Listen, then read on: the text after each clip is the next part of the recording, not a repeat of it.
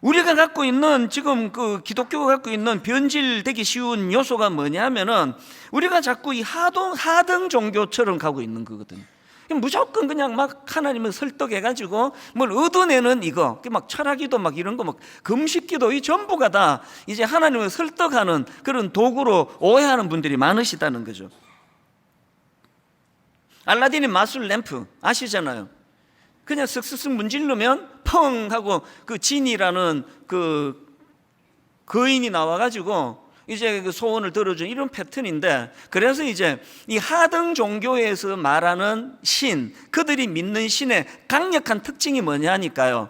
그 하등 종교에서의 신은 자기 계획이 없다는 특징이 있다는 겁니다. 계획이 있으면 안 되죠. 2천만 원이나 주고 구슬했는데 나중에 그 신이 응답 안 하는 게 내 뜻이다. 그거 어떻게 되겠냐고요. 그러니까 알라딘의 그 램프의 지니는 자기 뜻이 없어요. 그럼 문지르면 나와야 되고요, 소원을 말하면 들어줘야 돼요. 그래서 하등 종교일수록 자기가 믿는 신이 뜻과 계획이 있는 게 아니라 그것을 믿는 신도들이 뜻과 계획이 있다는 거 아닙니까? 2천만 원을 들여가지고 더 정성을 들이고 막 엄청난 대가를 거기다 치렀기 때문에, 그래서 이제 응답이 없으면 그 무당을 막 이제 막 고소하고 그렇게 하는 게 뭡니까? 무조건 들어줘야 되는 건데, 오늘 우리 기독교가 좀 너무 지금 우리의 생각의 폭이 좁아지다 보니까 점점 이 무속신앙처럼 하등 종교처럼 그렇게 가는 건 아닌가. 여러분, 오늘 이 아브라함을 통해서 마음 깊이 각인시켜야 될 게 있는데요, 우리 하나님은 그런 하등 종교의 그런 그 저질스러운 잡신이 아니에요. 우리 하나님은 뜻이 있으세요. 이게 결정적인 차이입니다. 막 2천만 원 내고 막 굿만 하면은 막 이게 뭐 좋은 거든 나쁜 거든 막 심지어는 뭐 누구 좀 죽여주세요, 누구 병들게 해주세요, 그래도 막 한 2천만 원, 3천만 원 내고 하면은 그 신이 설득될 수밖에 없는 게 하등 종교의 구조라면, 우리 하나님은 뜻이 있는 분이에요. 그래서 기도를 자꾸 하나님 설득하는 것으로 자꾸 생각하시면은 그게 좀 곤란합니다. 어떤 면에서는 우리의 이 갈급함을 하나님께 아뢰는 거는 그건 좋은 거지만요, 자꾸 하나님을 막 설득해가지고 내가 원하는 걸 얻어내는 도구로 그 기도로 그렇게 생각하시면 당분간은 기도하지 마세요. 안 하는 게 훨씬 유익합니다. 기도라는 것은요, 뭘 전제로 합니까? 하나님의 뜻과 계획이 있다는 거죠. 그 하나님과 뜻과 계획에 기도를 통해서 우리가 그 하나님의 뜻과 계획을 잘 분별하고, 그리고 하나님은 역사를 주관하세요. 그리고 우리를 거기에 동참하기를 원하시는데 그 큰 그림을 그려 나가려고 하는 게 그게 기도여야 한다는 거죠. 물론 우리의 연약함을 아시기 때문에 참 철없이 구하는 그런 기도도 나무라진 않으세요. 그러나 이게 좀 철이 들어가면은 기도도 점점 그 확장이 돼야 되는 거 아니겠습니까? 하나님은 뚜렷한 계획을 갖고 계신 신이세요. 아브라함을 부르실 때도 니 좋은 데 해라, 어차피 내가 계획 없다, 그런 분이 아니시고요. 맨 처음 아브라함을 부르실 때 하나님 말씀을 보십시오. 창세기 12장 1절, 여호와께서 아브라함에게 이르시되 너는 너의 고향과 친척과 아버지의 집을 떠나 내가 뭐라 말씀하십니까? 너에게 보여줄 땅으로 가라. 계획이 있으세요. 아무데나 가라, 아닙니다. 하나님은 그런 하등 종교의 그런 저질 신이 아니십니다. 하나님은 뜻을 갖고 계세요. 하나님은 역사를 주관하세요. 큰 줄거리를 가지고 계세요. 그래서 저는요, 이런 차원에서 빌립보서 2장 13절을 굉장히 중요하게 생각합니다. 너희 안에서 행하시는 이는 하나님이시니, 그 다음 보세요. 뭘 위합니까? 자기의 기쁘신 뜻을 위하여. 하나님은 원하는 뜻이 있으세요.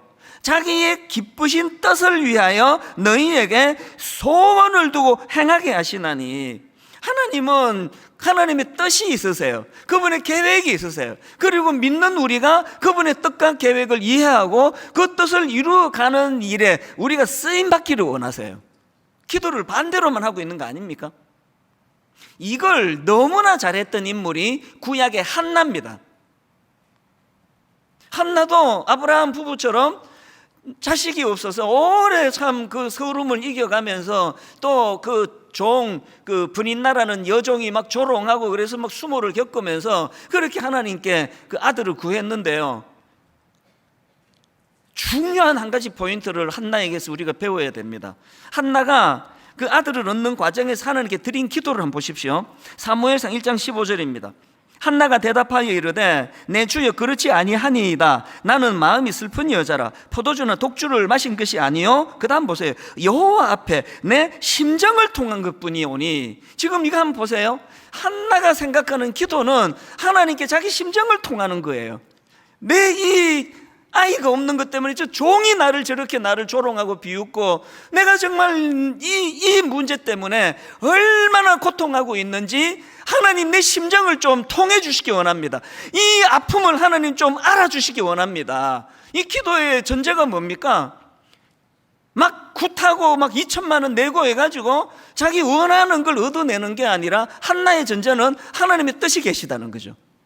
그 하나님의 뜻을 잘 모르겠지만 내 기도를 통해 내 심정을 하나님께 아뢰면서 하나님 나에게 이 소원이 이루어지기를 원합니다. 이게 기도예요. 그래서 하나님이 한나에게 응답을 주시잖아요. 그랬더니 무속신앙 같으면 후속 조치 없습니다. 2천만 원 내고 응답하면 끝이에요. 그래 끝. 그런데 한나는 기도 응답을 받고 나니까 또 기도를 해요. 이게 좀 우리가 잘 안 하는 거죠.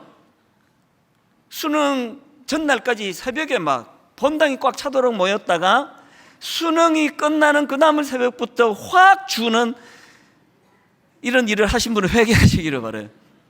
무속신앙은 후속 조치가 없습니다. 그래 끝났는데요 뭐. 근데 한나는요 기도 응답 받고 또 기도를 합니다. 어떤 기도를 하는지 보세요. 사무엘상 2장 27절입니다. 이 아이를 위하여 내가 기도하였더니 내가 구하여 기도한 바를 여호와께서 내게 허락하신지라. 그러므로 나도 그를 여호와께 드리되 그의 평생을 여호와께 드리나이다. 잘 들어보세요.